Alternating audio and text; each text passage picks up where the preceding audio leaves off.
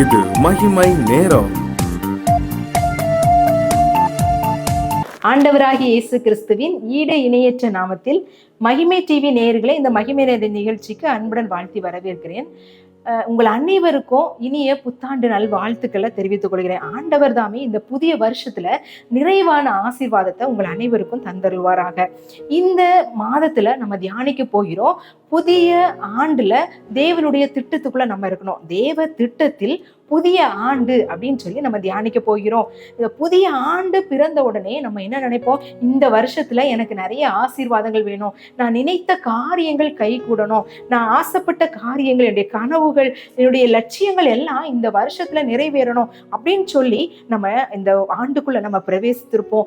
ஆனா ஆண்டவராகிய இயேசு கிறிஸ்துடைய பிள்ளைகள் நம்ம எப்படி அதை கை கொள்ளணும், அப்படி எப்படி செய்யணும் அப்படின்னா, எப்படி இந்த ஆண்டை எதிர்கொள்ளணும் அப்படின்னா, தேவனுடைய திட்டத்துக்குள்ள ஒப்பு கொடுத்து அவருடைய திட்டத்தின்படி வாழுகிறவர்களாக, அவருடைய திட்டத்தின்படி நடக்கிறவர்களாக இருக்கும்போது நிறைவான ஆசீர்வாதம் ஆண்டவர் நமக்கு தந்தருள்வார். அதற்கு ஆதாரமாக ஒரு வசனத்தை வாசிக்கலாம்.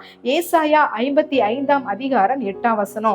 என் நினைவுகள் உங்கள் நினைவுகள் அல்ல, உங்கள் வழிகள் என் வழிகளும் அல்ல என்று கர்த்தர் சொல்லுகிறார்.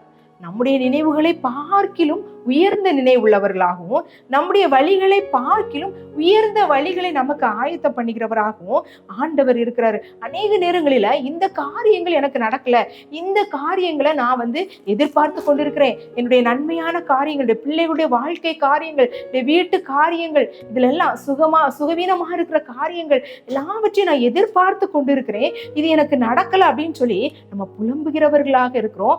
இந்த நினைவுகளை நினைத்து கொண்டிருக்கோம், இப்படி நடக்கணும் அப்படின்னு சொல்லி. ஆனா ஆண்டவர் சொல்கிறார், என் நினைவுகள் உங்கள் நினைவுகள் அல்ல. நம்முடைய நினைவுகளை காட்டிலும் மேலான நினைவுகளை நமக்காக அவர் ஆயத்தம் பண்ணி வைத்திருக்கிறார். இந்த புதிய ஆண்டு வந்த உடனே நம்ம என்ன செய்வோம்? 2026 ஒரு புதிய கேலண்டர் நம்ம போட்டாச்சு. இந்த கேலண்டர் மாற்றம் மட்டுமல்ல நம்முடைய வாழ்க்கையில, அருமையானவர்களே, ஆண்டவராகிய இயேசு கிறிஸ்து புதிய வருஷத்தை நமக்கு ஈவாய், கிருபையாய், இரக்கமா கொடுத்திருக்கார். ஒரு ஆசீர்வாதமானதாய் நம்ம கொடுத்திருக்காரு. அந்த புதிய ஆண்டுல நம்ம எப்படி வாழணும் அப்படின்னா, ஆண்டவருடைய திட்டத்துக்கு நம்ம ஒப்பு கொடுத்தவர்களாக வாழணும். கடந்த ஆண்டுல நம்ம அநேக நேரங்கள்ல அநேக சவால்களை நம்ம சந்திச்சிருப்போம். அநேக குழப்பமான சூழ்நிலைகள், துன்பமான சூழ்நிலைகள், மேடு பள்ளங்களை கடந்து நம்ம தாண்டி வந்திருக்கலாம். அது நம்முடைய பலத்தினாலோ, நம்முடைய அறிவினாலோ, நம்முடைய திறமையினாலோ அல்ல, அவருடைய கிருபையினாலும் இரக்கங்களாலும். நாம் நிர்மூலமாகாதிருப்பது அவருடைய கிருபையே. அவருடைய இரக்கங்களுக்கு முடிவில் அவருடைய இரக்கமும் அவருடைய தயவும் நம்மிடத்துல இருக்கிறதுனால தான் இந்த நாள் வரையிலும் நம்ம இங்க இருக்கிறோம். அப்போ அவருடைய திட்டத்திற்குள் இந்த ஆண்டை நம்ம ஒப்பு கொடுக்கும் போது ஆண்டவர் மேலான ஆசீர்வாதங்களை நமக்கு தர வல்லமை உள்ளவரா இருக்கிறாரு. இந்த வருஷத்துல நம்ம ஆண்டவுடைய கரத்துல நம்முடைய இந்த நாட்களை ஒப்பு கொடுக்கணும். இந்த புதிய வருஷத்துல என்னென்ன சவால்கள் வரும் எனக்கு தெரியாது, என்னென்ன காரியங்கள் எனக்கு நன்மையான காரியங்கள் வரும் தெரியாது, என்ன தீமையான காரியங்கள் வரும் தெரியாது. ஆனா அந்த காலங்கள் அவருடைய கரத்துல இருக்குது என்று, காலங்கள் அவருடைய கரத்துல இருக்கிறது என்று தாவீது சொன்னது போல, என்னுடைய காலங்கள் உடைய கரத்துல இருக்கிறது அப்படின்னு சொல்லி நாம் ஆண்டவரிடத்துல நம்முடைய காலங்களை ஒப்பு கொடுத்து அவருடைய திட்டத்தின்படி வாழும்போது நமக்கு ஆசீர்வாதம். இந்த புதிய ஆண்டுல நம்முடைய திட்டம் அல்ல, ஆண்டவருடைய திட்டம் நம் வாழ்வில் நிறைவேறணும் அப்படின்னு சொல்லி வாஞ்சிக்கிறவர்களாக நம்ம காணப்படுவோம். நம்ம அவருடைய திட்டத்தின்படி நடக்கும்போது நமக்கு என்ன கிடைக்கும் அப்படின்னு சொல்லி நம்ம இந்த நாள்ல தியானிக்க போகிறோம். இந்த அவருடைய திட்டத்தின்படி நடக்கும்போது என்ன நடக்கும் அப்படின்னா, நமக்கு ஒரு புதிய தொடக்கத்தை அவர் தர வல்லமை உள்ளவரா இருக்கிறாரு. அவருடைய திட்டத்தின்படி நாம் வாழும்போது புதிய தொடக்கம் காணப்படுகிறது. எந்தெந்த சூழ்நிலைகள் அழிந்து போய்விட்டது, அதுக்கு மேல அது எழும்பாது, அது மரித்தது போன்று காணப்படுகிறது. இந்த சூழ்நிலையில எனக்கு இனி ஒரு மாற்றம் கிடையாது, இந்த சூழ்நிலை இப்படித்தான் இருக்கும், அதுக்கு நான் அடாப்ட் ஆயிக்கணும், இந்த சூழ்நிலை என்னை மாற்றும், அது எனக்கு மாற்றமா இருக்காது, அது எனக்கு ஆசீர்வாதமா இருக்காது அப்படின்னு சொல்லி ஒருவேளை நீங்க குழப்பமான சூழ்நிலையில, துயரமான சூழ்நிலையில இருக்கீங்களா? நோவாவின் வாழ்க்கையை சற்று தியானிக்கும் போது, நோவா அந்த காலத்துல இருந்தவங்களுக்கு எல்லாருக்குள்ள உத்தமனா இருந்தாரு, அவருடைய திட்டத்தின்படி நடந்தாரு. ஆண்டவர் அவருக்கு கொடுத்தாரு, நீ பேழையை செய்ய அப்படின்னு. அந்த திட்டத்துக்குள்ள அவர் அடங்கி இருந்து அந்த பேழைக்குள்ள இருந்ததுனால அவரும் அவருடைய குடும்பமும் மாத்திரம் காக்கப்பட்டது. அந்த உலகத்தில் உள்ள எல்லாரும் அழிக்கப்பட்டாங்க. அந்த குடும்பத்திற்கு, நோவாவின் குடும்பத்துக்கு ஒரு புதிய தொடக்கத்தை ஆண்டவர் கொண்டு வந்தாரு. அந்த புதிய தொடக்கத்தின் மூலமாக இந்த உலகத்துல சந்ததிகள் உருவாகின. அருமையானவர்களே, ஒருவேளை எந்த காரியம் எனக்கு இனி நடக்காது அப்படின்னு சொல்லி நீங்க நினைக்கிறீங்களோ, அந்த காரியத்தை ஆண்டவருடைய சமூகத்துல உங்களுடைய திட்டத்தின்படி இந்த காரியத்தை எனக்கு செய்து கொடுங்க அப்படின்னு நீங்க ஒப்பு கொடுக்கும் போது அந்த காரியத்துல புதிய தொடக்கத்தை கொடுக்க அவர் வல்லமையுள்ளவராய் இருக்கிறார் அப்படின்றதுதான் இந்த நாள்ல நம்ம மனதில கொள்ள வேண்டிய காரியமாய் காணப்படுகிறது. இந்த பழைய உலகத்தில் உள்ள மனுஷங்க எல்லாம் அழிந்து போனாங்க. நோவாவும் அவருடைய குடும்பம் மாத்திரம் இருந்தது. அதே போல பழைய வருஷத்துல உங்களுக்கு இருந்த எல்லா விதமான அழிவான காரியங்கள், இழிவான காரியங்கள், முயற்சியில தோல்வியுற்ற காரியங்கள் எல்லாவற்றிலும் ஆண்டவர் ஒரு புதிய தொடக்கத்தை தரப்போகிறார். எப்போ தரப்போகிறார்? அவருடைய திட்டத்துக்கு நம்மை ஒப்பு கொடுக்கும் போது. இரண்டாவது பார்க்கும்போது, அவருடைய திட்டத்துல நம்ம நடக்கணும் அப்படின்னா அதுக்கு முக்கியமா விசுவாசம் தேவைப்படுகிறது. ஆபிரகாமுடைய வாழ்க்கையின் மூலமாக நம்ம இதை கற்றுக்கொள்ளலாம். ஆபிரகாம் ஆண்டவர் சொன்னாரு, நான் உனக்கு காண்பிக்கும் தேசத்துக்கு போ அப்படின்னு சொன்னாரு. எந்த தேசம் என்று அவருக்கு தெரியாது. ஆனா அவருக்கு கீழ்ப்படிந்து விசுவாசத்தோடு அந்த இடத்துக்கு செல்லும் போது ஆண்டவர் ஆபிரகாமை ஆசீர்வதித்தார் அப்படின்னு சொல்லி அவன் போயிட்டு இருக்கும்போது ஒருவேளை எங்க போனோம் அப்படின்ற வழி அவருக்கு தெரியல. ஆனா ஆண்டவரை மாத்திரம் அவர் நோக்கி பார்த்தார். ஆண்டவர் மாத்திரம்தான் அவருடைய கண்களில் தெரிந்தார். அது அருமையானவர்களே, இந்த வருஷத்துல ஒருவேளை நான் எப்படி நடப்பேன், எந்த காரியங்கள் எனக்கு நேரிடும், நான் எப்படி இந்த வருஷத்தை முடிப்பேன், எப்படி கடப்பேன் அப்படின்னு சொல்லி ஒருவேளை கேள்வியோடும் குழப்பத்தோடு இருக்கீங்களா? விசுவாசமாய் அவருடைய அடிச்சுவடுகளை பின்பற்றுங்க. விசுவாசமாய் ஆண்டவரிடத்துல கேட்கும் போது பாதை இல்லாத இடங்களிலும் அவர் பாதையை உருவாக்கி தர வல்லமை உள்ளவரா இருக்கிறாரு. நீங்க அநேக காரியங்களுக்கு குறித்து கவலைப்பட்டிருக்கலாம். இந்த காரியத்துல அடுத்து என்ன நடக்கும்னு எனக்கு தெரியல, என்ன செய்ய போறேன் என்று தெரியல அப்படின்னு சொல்லி ஒருவேளை அங்கலாய்த்து கொண்டிருக்கிறீங்களா? ஆண்டவரே, ஒரு அடி எனக்கு காட்டுங்க.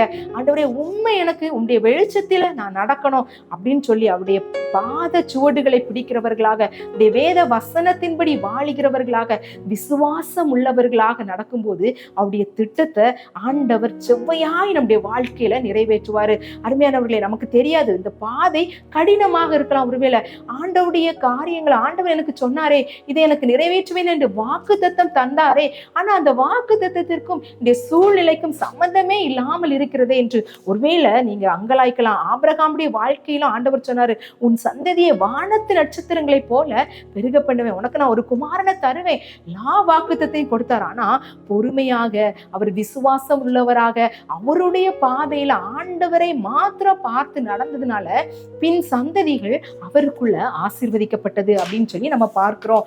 அப்போ முதலாவது அவருடைய திட்டத்துல நம்ம நடக்கும்போது நமக்கு ஒரு புதிய தொடக்கத்தை அவர் தர வல்லமை உள்ளவரா இருக்கிறாரு. அந்த திட்டத்தின்படி நம்ம வாழணும் அப்படின்னா நமக்கு விசுவாசம் அவசியமாய் காணப்படுகிறது என்று தியானித்தோம். அடுத்ததாக, தேவனுடைய திட்டத்தின்படி நம்ம வாழ்ந்தோம் அப்படின்னா சகலமும் நன்மைக்கு ஏதுவாக காணப்படுகிறது. அன்றியும் அவருடைய தீர்மானத்தின்படி நடக்கிறவர்களுக்கு சகலமும் நன்மைக்கு ஏதுவா இருக்கிறது அப்படின்னு சொல்லி நம்ம வாசிக்கிறோம். ஆண்டவருடைய பிள்ளைகள் அவருடைய திட்டத்தின்படி அவருடைய சித்தத்தின்படி வாழும்போது ஒருவேளை சோர்வுகள், பலவீனங்கள், அவர் சூழ்நிலைகள் எல்லாம் எதிராக காணப்பட்டாலும் அது நன்மைக்கு ஏதுவானதாய் முடியும். யோசேப்புடைய வாழ்க்கையிலிருந்து நம்ம இதை தியானிக்கலாம். யோசேப்பு குழியில தள்ளப்பட்டாரு. குழியிலிருந்து ஆண்டவர் அவரை தூக்கி விட்டார். போத்திபாருடைய அரண்மனையில போய் அந்த செய்யாத குற்றச்சாட்டுக்காக என்ன செஞ்சார்? சிறை தண்டனை அனுபவித்தார். ஒருவேளை குழியில விழுந்தது போல இதுக்கு மேல நான் எழும்பி வருவேனா அப்படின்னு ஒருவேளை நீங்க யோசித்து கொண்டிருக்கலாம். ஆண்டவர் அது நன்மைக்கு ஏதுவாக உங்களுடைய வாழ்க்கையில நிறைவேற்றுவார். ஆண்டவர் உங்களுக்கு ஒரு வாக்கு தத்தத்தை கொடுத்திருக்காரு அப்படின்னா அதை நிறைவேற்ற வல்லமை உள்ளவர். எந்த சூழ்நிலையில நீங்க இருந்தாலும் அதை நிறைவேற்ற அவர் வல்லமை உள்ளவராய் இருக்கிறார். யோசேப்புக்கு சொன்ன வாக்கு தரிசனத்தை அவர் இந்த வாழ்க்கையில நிறைவேற்ற முடியாது அப்படின்னு ஒருவேளை அவர் நினைத்திருக்கலாம். ஆனா சிறைச்சாலையில் இருந்தாரு. குறிப்பிட்ட காலம் வரும்போது அவர் அரண்மனைக்கு கொண்டு செல்லப்பட்டார். அதிகாரியா உயர்த்தப்பட்டார். அவருடைய திட்டத்தின்படி நடக்கும்போது ஒருவேளை சோர்வு, குழப்பங்கள், நமக்கு நிந்தைகள், அவமானங்கள், எதிர்பாராத சூழ்நிலைகள் நமக்கு நேரிடும் போதும் அது தாமதமாய் தோன்றினாலும் அவருடைய திட்டம் நன்மைக்கு ஏதுவானதாக காணப்படும் அப்படின்றதுல எந்த சந்தேகமும் இல்லை. இந்த வருஷத்துல நம்ம ஆண்டவருடைய கரத்துல நம்ம ஒப்பு கொடுக்கலாம். ஆண்டவரே, என்னுடைய திட்டம் அல்ல, உம்முடைய திட்டமே என்னுடைய வாழ்க்கையில நிறைவேறட்டும் அப்படின்னு சொல்லி நம்ம இந்த நாட்கள்ல ஆண்டவருடைய சமூகத்துல ஒப்பு கொடுக்கிறவர்களாக, அப்படி திட்டத்தின்படி வாழுகிறவர்களாக நம்ம ஒப்பு கொடுக்கலாம். ஆண்டவருடைய திட்டத்தின்படி வாழும்போது புதிய தொடக்கத்தையும் விசுவாசத்தோடு அந்த திட்டத்துல வாழுவதற்காக ஆண்டவர் நம்மை ஆசீர்வதிக்க வல்லமை உள்ளவரா இருக்கிறாரு. அது எல்லாமே நன்மைக்கு ஏதுவாக மாற்றவும் அவர் வல்லமை உள்ளவரா இருக்கிறதுனால ஒரு நிமிஷம் நம்ம ஜெபிக்கலாம். ஆண்டவரே, இந்த வருஷத்துல உம்முடைய திட்டம் மாத்திரம் என்னுடைய வாழ்க்கையில நிறைவேறணும், என்னுடைய திட்டம் அல்ல உம்முடைய திட்டம் மாத்திரம் நிறைவேறணும் அப்படின்னு சொல்லி நம்ம ஜெபிக்கலாம். எங்களை அதிகமாய் நேசிக்கிற எங்கள் அன்பின் கர்த்தாவே, இந்த நாளுக்காக உமக்கு நன்றி செலுத்துகிற தகப்பனே. உம்முடைய திட்டத்தின்படி இந்த ஆண்டை நாங்க ஆண்டவரே எதிர்கொள்ள எங்களுக்கு நீங்க கிருபை செய்யுங்க. உம்முடைய திட்டத்துக்கு எங்களை ஒப்பு கொடுக்கிறோம். எங்களுடைய திட்டம் இல்ல, எங்களுடைய சித்தம் இல்ல, எங்களுடைய நினைவுகள் அல்ல, எங்களுடைய வழிகள் அல்ல, உம்முடைய வழிகளுக்குள்ள உம்முடைய திட்டங்களுக்குள்ள எங்களை ஒப்பு கொடுக்கிறோம். நாங்கள் பயமான சூழ்நிலைகள் இருக்கோம், குழப்பமான சூழ்நிலையில இருக்கோம். இதுல இருந்து எங்களுக்கு தெளிவுள்ள சூழ்நிலை தாங்க. நாங்க ஆண்டவரே சாபத்துக்குள்ள இருக்கோம், எங்களுக்கு ஆசீர்வாதத்தை தாங்க. உம்முடைய வழிகளில நடக்கும்போது அநேக பாடுகள்ல நாங்க கடந்து செல்றோம். இது எல்லாவற்றையும் ஆண்டவரை உயர்வுக்கு நேராக எங்களை வழி நடத்துகிறதற்காக உமக்கு நன்றி செலுத்துறோம். இந்த ஆண்டு முழுவதையும் உம்முடைய திட்டத்துக்குள்ள ஒவ்வொரு நாளும் எங்களை வழி நடத்துங்க, உம்முடைய வழியில எங்களை நடத்துங்க. அப்படிப்பட்ட ஆசீர்வாதத்தை நாங்கள் சுதந்திரத்து கொள்ளும்படியான கிருபையை எங்களுக்கு தந்தரலுங்க. முடிவில உம்முடைய நித்திய ராஜ்யத்தை அடைய எங்களுக்கு கிருபை செய்யுங்க. எங்களை தாழ்த்துகிறோம், பெருமையாக்கிறோம். நீர் பெருக நாங்கள் சிறுக. இயேசுவின் மூலம் ஜெபம் கேளு நல்ல பிதாவே, ஆமென். கர்த்தர் தாமே ஆசீர்வதிப்பாராக.